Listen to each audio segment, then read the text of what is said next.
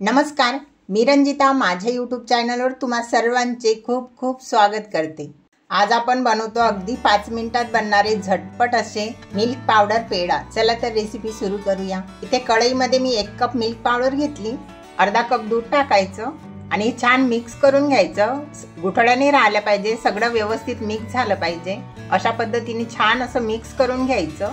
Milk पावडरचे पेढे बनवायला फार वेळ लागत नाही आणि अगदी 3 ते 4 साहित्यामध्ये बनतात। या नारळी पौर्णिमेला तुम्ही अशा पद्धतीने नक्की बनवून बघा, खूप छान लागतात, खूप टेस्टी होतात। मिक्स करून झाल्यानंतर 1 चम्मच तूप टाकायचं।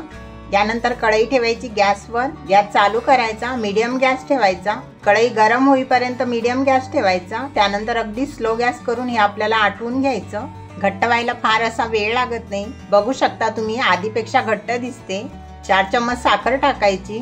तुम्हाला जर गोड हवं असेल तर तुम्ही यापेक्षा जास्त साखर टाकू शकता तुमच्या आवडीप्रमाणे। 8 ते 10 काजूची पावडर पण यामध्ये टाकू शकता बनवून, त्याने पण छान टेस्ट येते। हे छान घट्ट होईपर्यंत अशाच पद्धतीने फिरवत राहायचं। मी सुरुवातीला 1 चम्मच तूप टाकलेलं आणि आता या स्टेजला पण 1 चम्मच तूप टाकलेलं। अशा पद्धतीने घट्ट होईपर्यंत आटवून घ्यायचं। बघू शकता तुम्ही छान असं कढईला सोडत आहे आणि चम्मचला पण चिपकत नाही आहे। अशा पद्धतीचा गोळा बनला पाहिजे।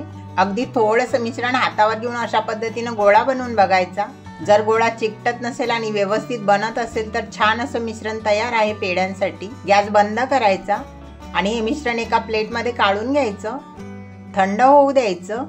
थंड झाल्यानंतरच पेढे बनवायचे त्याचे आपल्याला, तर छान हे थंड होऊ द्यायचं।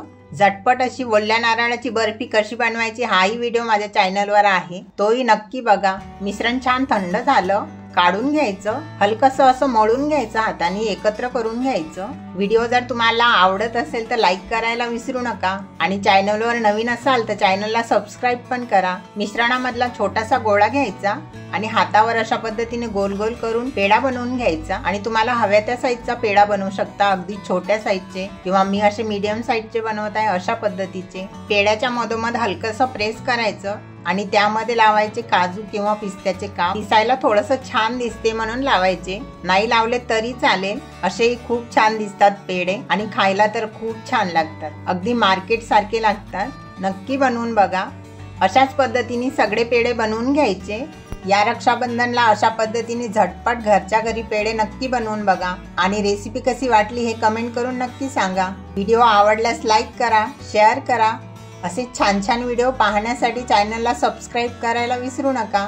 संपूर्ण व्हिडिओ बघितल्याबद्दल खूप खूप धन्यवाद। असाच भरभरून सपोर्ट करत राहा।